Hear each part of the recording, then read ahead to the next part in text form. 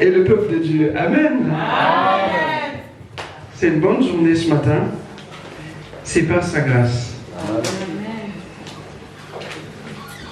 Sans plus tarder, pendant la Bible, nous ouvrons dans le livre des Psaumes 11, le verset 3. Une question est posée. Cette question fait suite à la journée d'hier, qui était là hier, juste pour savoir. Amen. C'est important d'honorer le Seigneur.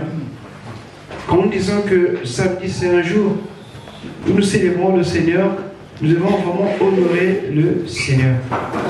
Amen. Amen. Donc hier nous étions ici, nous parlions hier des piliers, des fondements de la foi.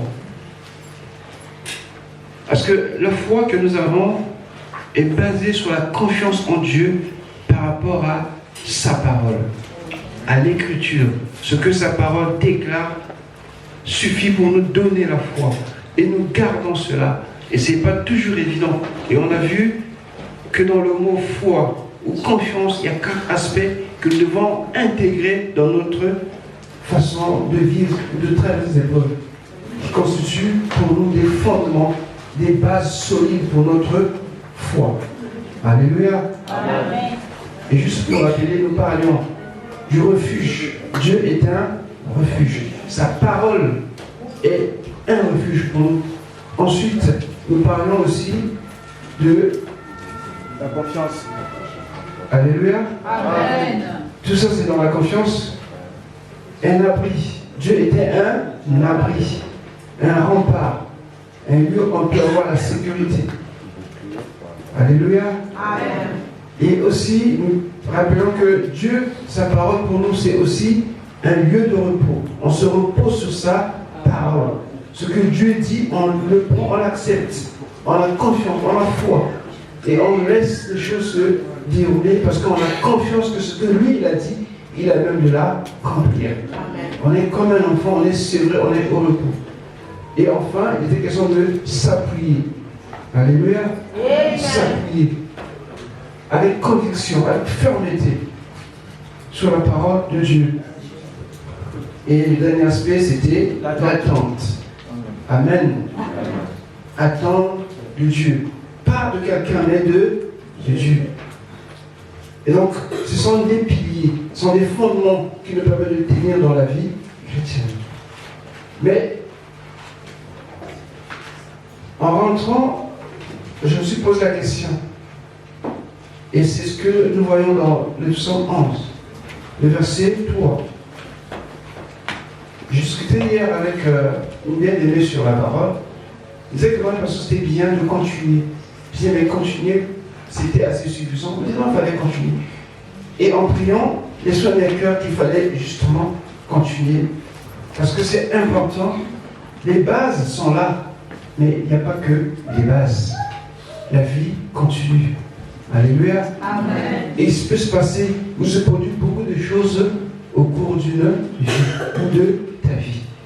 Amen. Amen. Excusez-moi.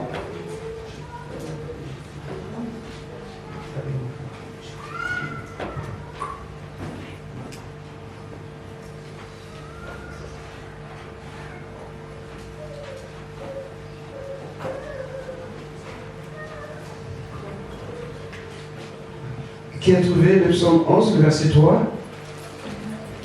Psaume 11, au verset 3, je lis la parole du Seigneur. Quand les fondements sont renversés, que peut faire le juste? Amen. Amen. Quand les fondements sont renversés, le juste, que ferait-il? La question est là. D'une manière ou d'une autre, nous tous, on a connu ce moment.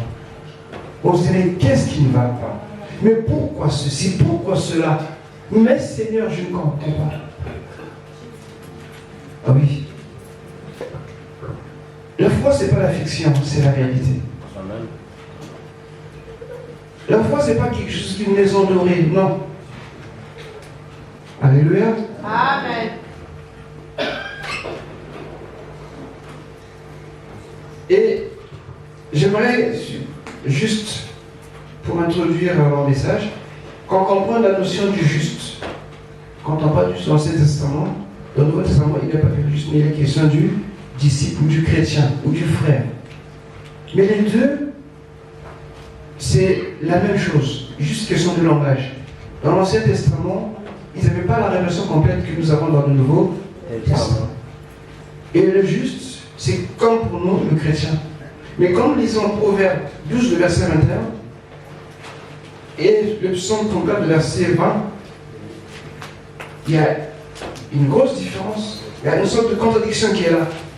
Mais il est bien de comprendre ça. On va un peu lire aujourd'hui. Proverbe 12, verset 21.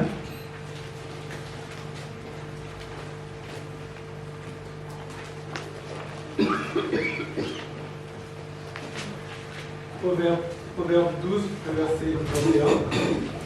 Aucune calamité n'arrive au juste, mais les méchants sont comblés de maux. Amen. Amen. Juste la première partie. Aucune calamité n'arrive au juste. Une autre version, s'il vous plaît. Je lis notre Seigneur. Amen. Aucun trouble n'atteint le juste. Amen. Amen. Aucun trouble n'atteint le juste. Aucun malheur n'atteint le juste. Le juste. Mais quand lisons le psaume 34, le verset 20, que nous connaissons, oui, merci. Psaume 34, le verset 20. Le malheur atteint souvent le juste, mais l'Éternel l'en délivre toujours. Amen. Alléluia. Amen. Ça semble contradictoire. Le malheur atteint souvent, Le juste. alors que le juste devait être quelqu'un qui n'est pas susceptible d'être touché par le malheur. Ça semble contradictoire. Mais en réalité, non.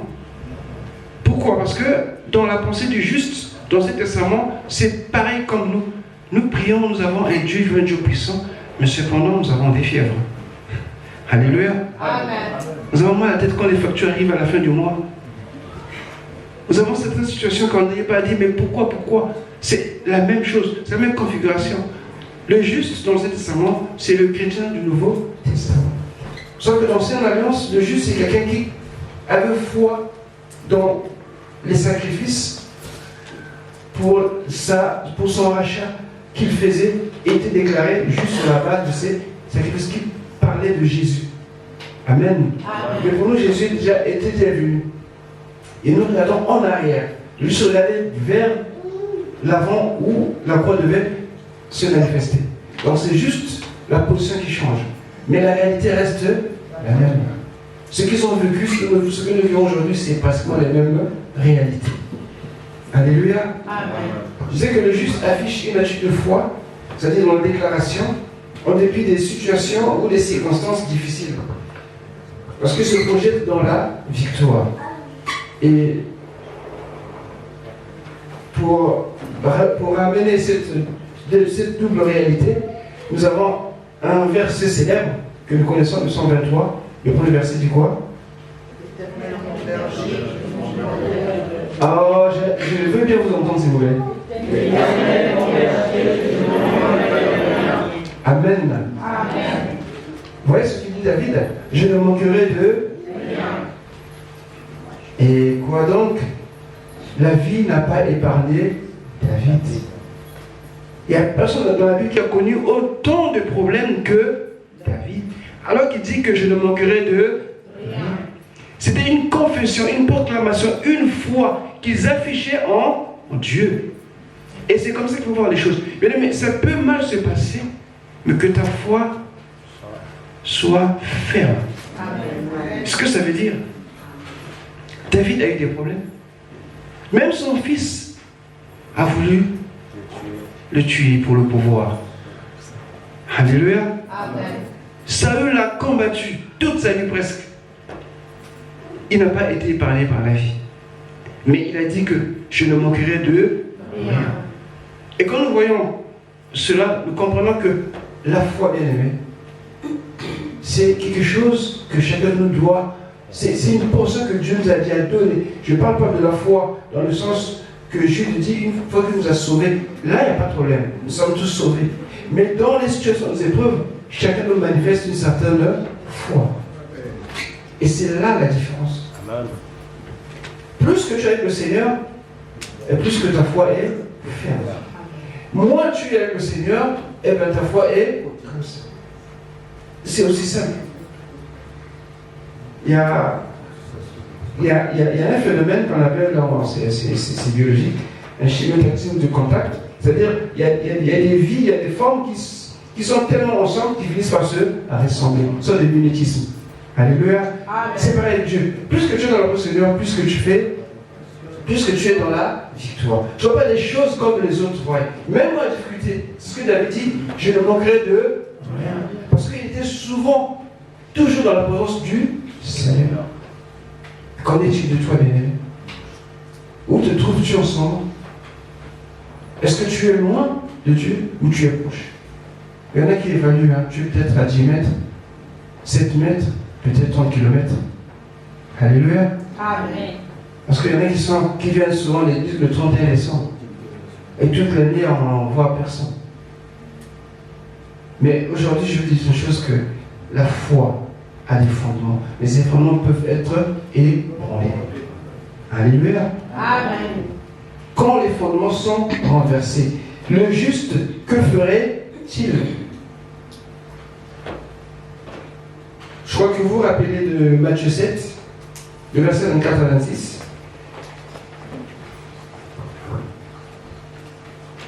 Ça illustre un peu ce que nous venons de dire tout à l'heure dans Proverbes et les psaumes.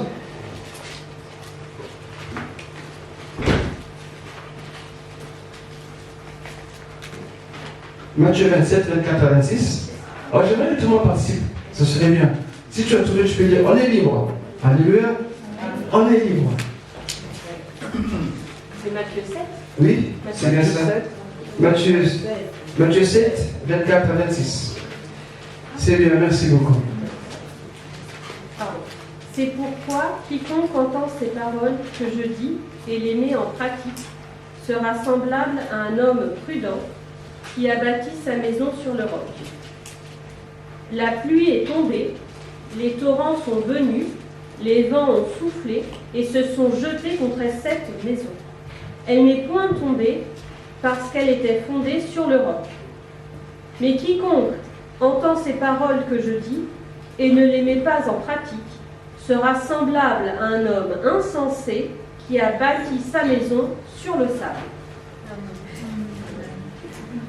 Continue s'il te plaît, c'est pas la fin. Désolée. La pluie est tombée, les torrents sont venus, les vents ont soufflé et ont battu cette maison. Elle est tombée et sa ruine a été grande. Amen. En fait, cela nous montre ce que je viens de lire, que les deux maisons, les maisons parlent de nos vies spirituelles. Alléluia. Amen. Il y a un qui bâtit sur le roc et l'autre qui bâtit sur le sable. Il s'agit du chrétien et de l'insensé, du païen, celui qui ne connaît pas Dieu. Regardez que les torrents, la pluie, le vent n'épargnent personne. Dans la vie, bien aimée, on fait les mêmes choses. Ça ne choisit pas. On ne peut pas contrôler ces choses-là. Mais la différence, c'est que celui qui est Dieu résiste. Alors que l'autre est emporté. Amen. Amen. Aujourd'hui, les gens pensent contourner certaines réalités, soit disant par des lois pour achever la vie, pour bien aimer. Non.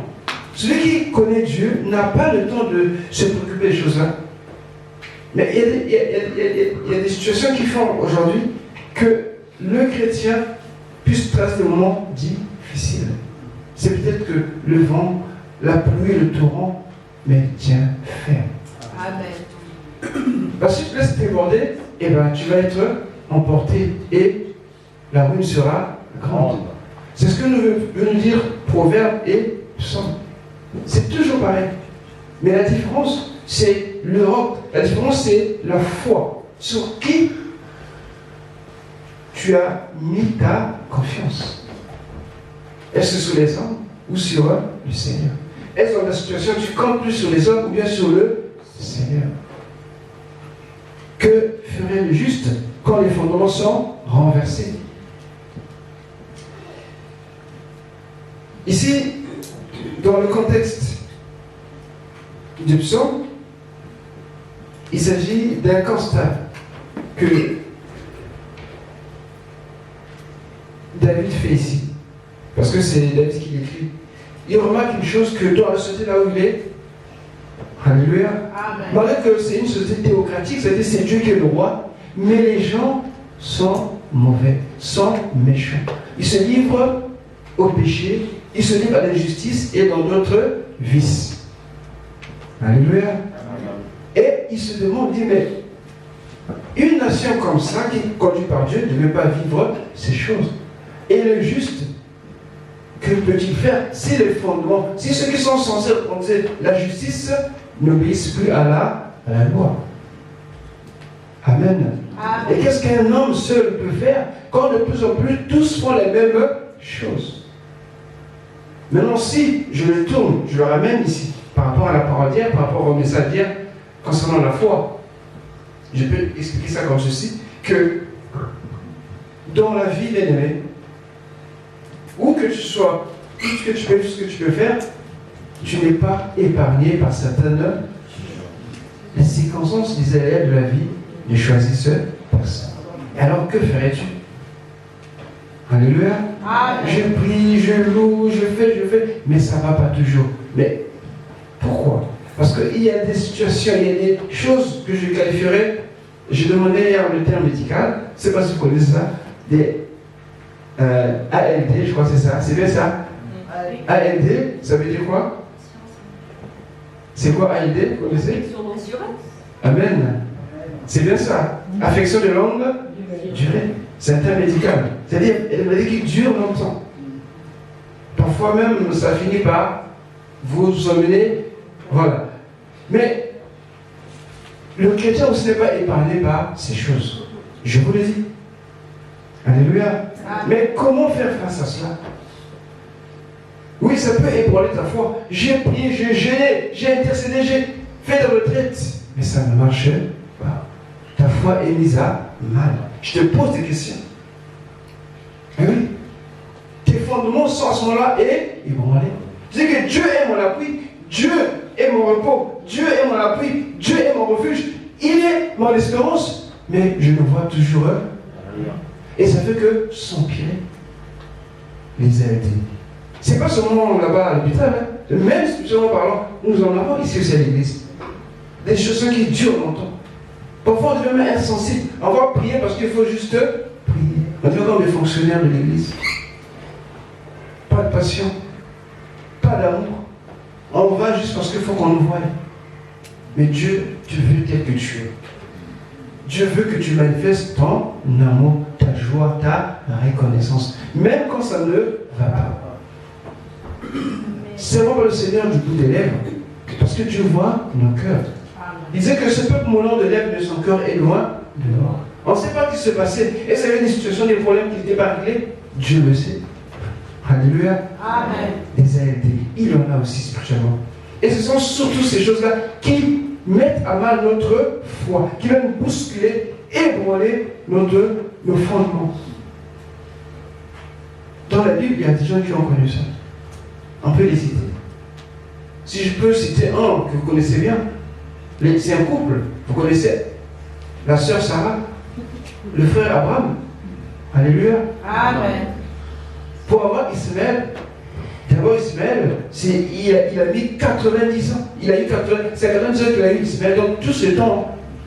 Et Isaac a 99 ans, presque 100 ans.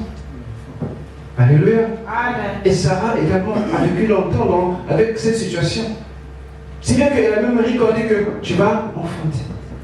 Avant, on peut devenir sceptique. À force de dire les prophéties, on a tellement écouté, il ne se passe jamais rien. Oh, de toutes les façons, j'ai déjà entendu ça, c'est pour ça. Bien aimé, non, ne raisonne pas comme ça. Ne raisonne pas comme ça. À chaque jour suffit. Ce dimanche, c'était pas le dimanche passé. Ta foi, c'est pas la foi d'hier. C'est jour après jour. Ta foi peut déclencher quelque chose que tu as longtemps attendu, espéré. Tout comme bien après. Alléluia. Amen. Il y a des cas comme ça. Il y a des cas aussi où les gens, par exemple pour cet homme qui était né aveugle, la cécité a été pour lui un problème.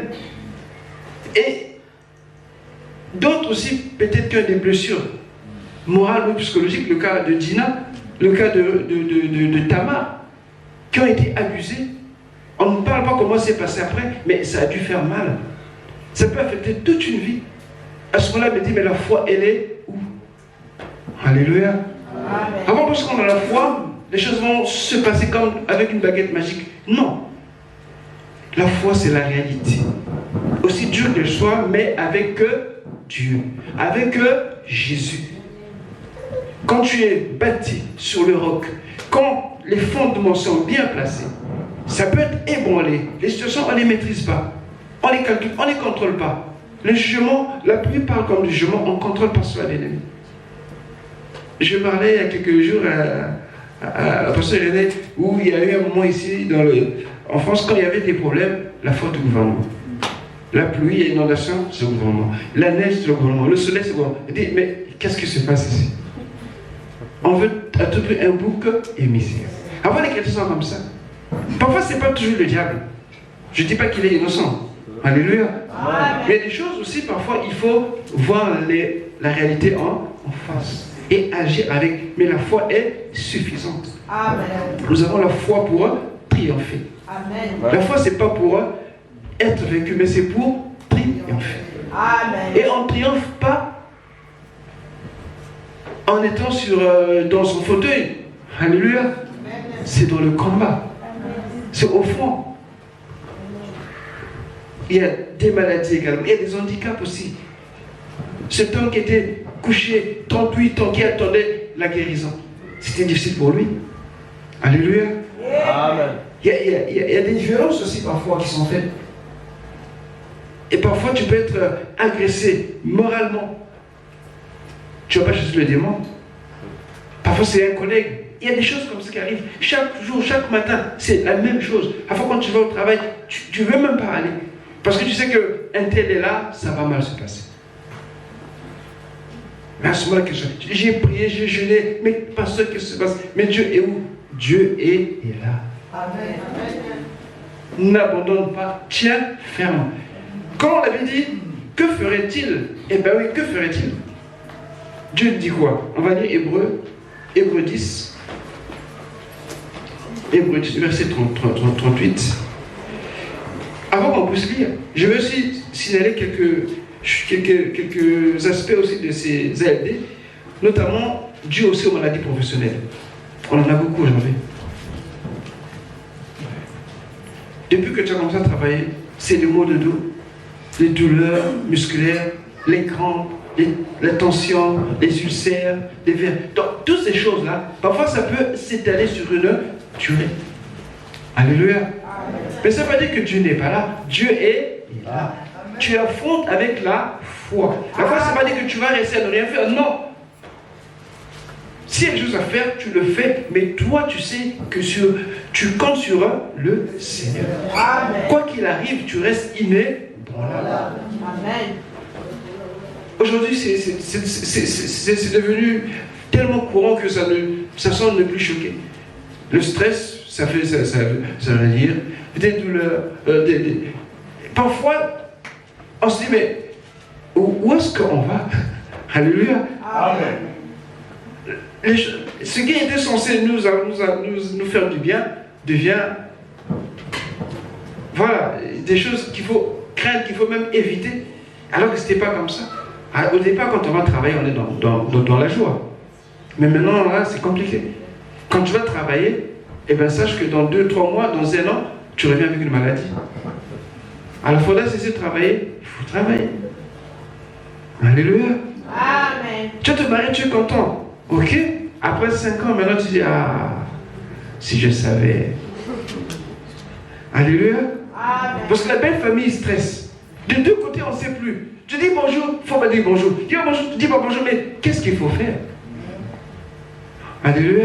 Amen. Quelque chose ne va pas. Mais vous priez, non? Mais vous qui priez. Allez. Toutes ces choses-là, bien aimés, ébranlent notre foi. Met à mal notre foi. Certaines personnes parfois s'amusent. Je dis, c'est un jeu dangereux. Ils veulent parfois prendre la place de défendre Dieu. Ils veulent cacher des choses pour ne pas que les gens voient. Bien aimé, ça ne sert pas. Amen. Dieu va t'exposer et ça sera pire.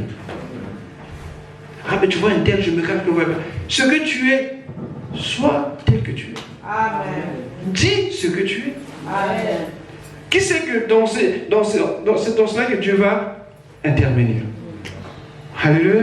Amen. Il y a des choses parfois que nous compliquons la vie, bien-aimés. Pourquoi? Parce que on se dit, ça ne correspond pas à la foi que je manifeste. Les gens me connaissent comme ça, je suis un tel, je suis fait ça. Mais si on me voit avec ça, qu'est-ce qu'on va dire? Donc je dois contourner. Non, bien-aimé, ne contourne pas. Ça va te créer des problèmes. Sois inébranlable.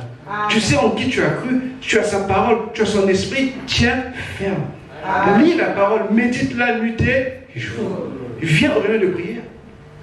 Parce que ça va te fortifier. En écoutant les autres prier, louer, parler, ça va te faire aussi du bien. C'est aussi simple. Alléluia. Amen. Le juste, que ferait-il? Hébreux 10, 38.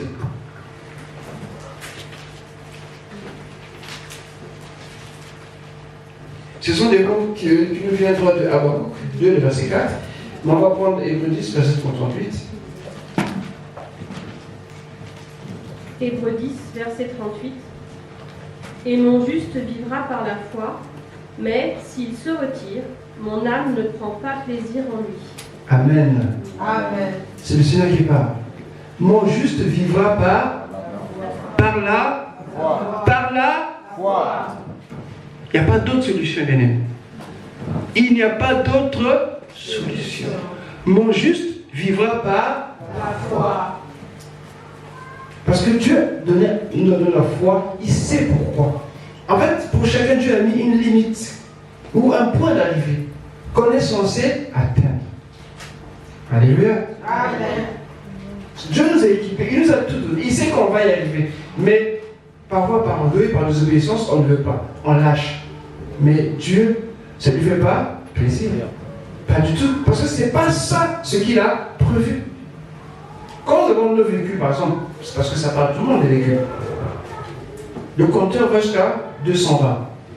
D'accord? Mais s'il arrive que toi, avec ta voiture, tu es en 4e, en 5e, mais tu es seulement à 20 km. Vous êtes sûr que la voiture mettra longtemps? Non, non. Pareil, pour nous, spirituellement aussi. Il y a des choses que Dieu a mis en nous qui peuvent se manifester quand parfois nous sommes coincés. Quand nous sommes, comme on dit, au pied du mur. N'abandonne pas. Beaucoup abandonnent quand c'est comme ça. Ah, c'est trop dur. Ah, je n'arrive pas. Mais qui a dit que tu n'arrives pas? Qui a dit que c'est trop dur? Ah, prier, c'est trop dur. Venez à l'église, c'est trop dur. Mais Dieu est en train de peaufiner, je dirais, tes capacités. Amen. Dieu agit en nous, bien-aimés. Alléluia. Dieu agit en nous. Il travaille au travers de nos vies. Et nous l'empêchons beaucoup. C'est pour ça qu'il dit que si mon juste se retire, mon âme ne prend point plaisir. Parce que Dieu prend plaisir quand même ça ne va pas que nous accédons. Rappelez-vous, il avait dit qu'il a plu à Dieu de le briser. Qui? Jésus. Alléluia. Quand les fondements sont ébranlés, le juste, que ferait-il? Ma soeur, mon frère, quand ça ne va pas, que ferais-tu? Vas-tu faire l'église? Vas-tu abandonner la foi? Que ferais-tu? On ne peut pas contrôler les événements comme on a lu dans Matthieu 7. On ne peut pas les contrôler. C'est inévitable. On peut dire la pluie, on ne veut pas de toi, arrête. Non. Ni le soleil, non. Ni le vent, non. C'est indépendant de notre volonté. Ça arrivera toujours. Aujourd'hui, on est tous ici. Demain, peut-être que parmi nous, il y aura des gens qui disent, ah, j'ai mal à la tête. Mais pourquoi l'autre n'a pas mal à la tête? Pourquoi seulement toi? On ne peut pas expliquer. C'est comme ça. Dieu insiste. Il dit, si mon juste se retire, mon âme ne prend point plaisir. Parce que pour Dieu, il n'y a pas d'autre choix. Le fondement, la foi reste là. La foi doit nous conduire, la foi doit nous guider. Cette foi est basée sur sa parole. Et nous savons que la foi, qui donne la foi, c'est Jésus. Qui est la foi, c'est Jésus. Amen. Parce que la foi vient de ce qu'on entend, ce qu'on entend de la parole de Christ. Quand nous mettons notre foi sur Jésus, quoi qu'il arrive, nous serons toujours fermes et debout. Et Dieu est glorifié. Amen. Et la question se pose, mais pourquoi ceci, pourquoi cela, bien aimé? On n'aura jamais toutes les réponses. C'est par là, on aurait dû dire ça tout le début, Luc 7, le verset 13. Amen, amen, amen, amen. Amen. Est-ce que tu as la foi? Amen. N'hésite pas à dire Amen avec joie, avec force. Amen. Cette parole que tu entends est en train de susciter la foi déjà. Amen. Luc 7, quelqu'un a trouvé? À partir du verset 10 jusqu'au verset 16. De retour à la maison, Luc 7. Luc 7, à partir du verset 10. De retour à la maison, les gens envoyés par le centenier trouvèrent guéri le serviteur qui avait été malade. Non. C'est Luc. C'est Luc 13, je crois. Excusez-moi. C'est Luc 13. Luc 13. Ça, je me suis trompé. Du verset 10 au verset 16. Jésus enseignait dans une synagogue le jour du sabbat. Et voici, il y avait là une femme possédée d'un esprit qui la rendait infirme depuis 18 ans. Elle était courbée et ne pouvait pas du tout se redresser. Lorsqu'il vit Jésus, lui adressa la parole et lui dit, « Femme, tu es délivrée de ton infirmité. » Et il lui imposa les mains, et à l'instant, elle se redressa et glorifie Dieu.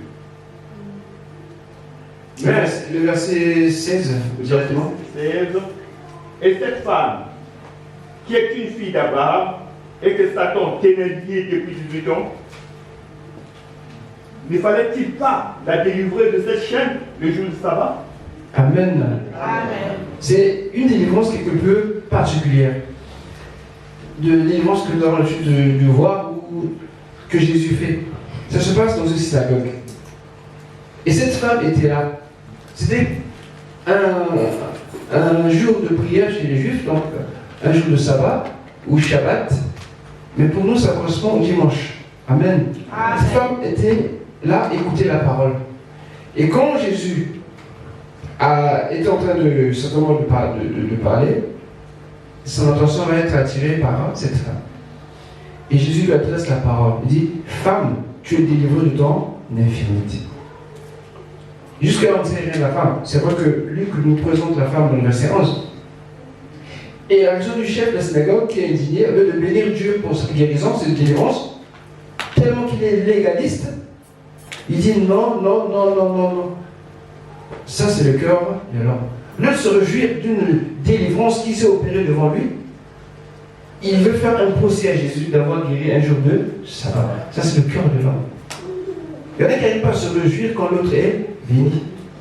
Ça, c'est pas du tout bien. Et donc, Jésus répond sévèrement. Il est très hypocrite parce que eux-mêmes, ils faisaient la même chose. Sauf qu'ils accordaient plus d'importance aux animaux que aux personnes. Et c'est ce qu'il va dire. Et cette femme qui est une fille d'Abraham, et que Satan tenait liée depuis 18 ans, ne fallait-il pas la délivrer de cette chaîne le jour du sabbat? Alléluia. Amen. La question, elle est bien là. Parce que cette femme, en fait, elle avait une sorte de haïté durant 18 ans. Et c'est dit même que je suis venu guérir. Elle est venue ce jour-là à l'église sans prétention, sans me dire que je suis guéri. Alléluia. Amen. Mais elle est venue comme ça. Je t'encourage à venir à l'église, bien-aimé.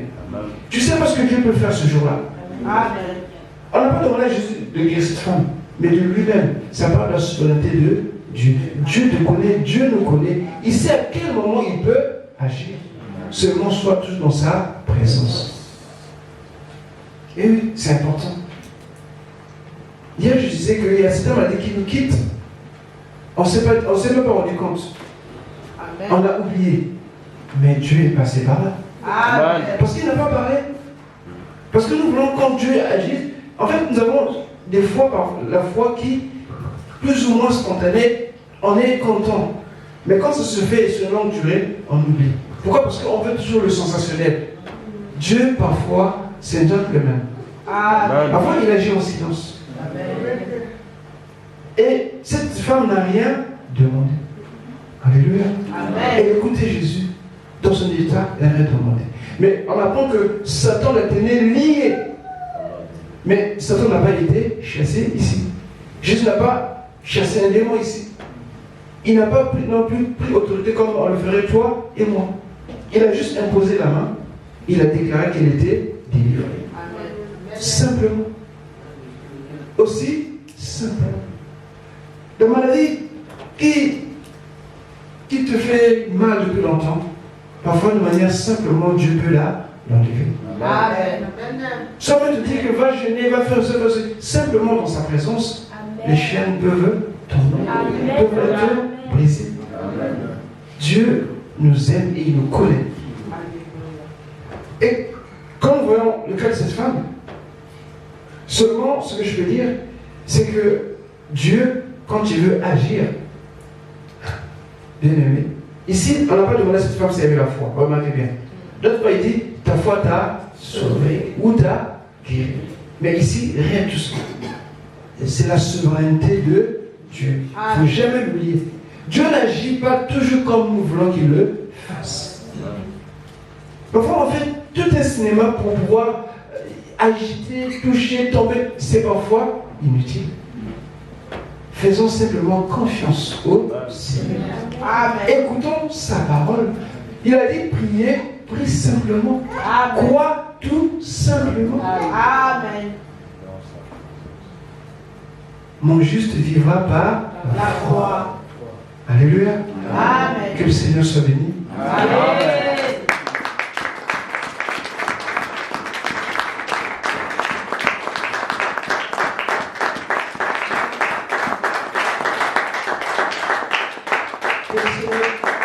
Vous bénisse.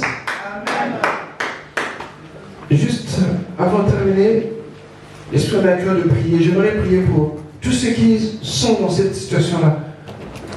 Des affections de longue durée.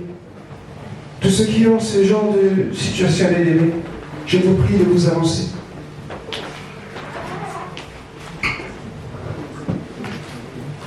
Le Seigneur est celui qui guérit. Ce n'est pas un homme, mais c'est le Seigneur qui te guérit. Je ne parle pas de la foi.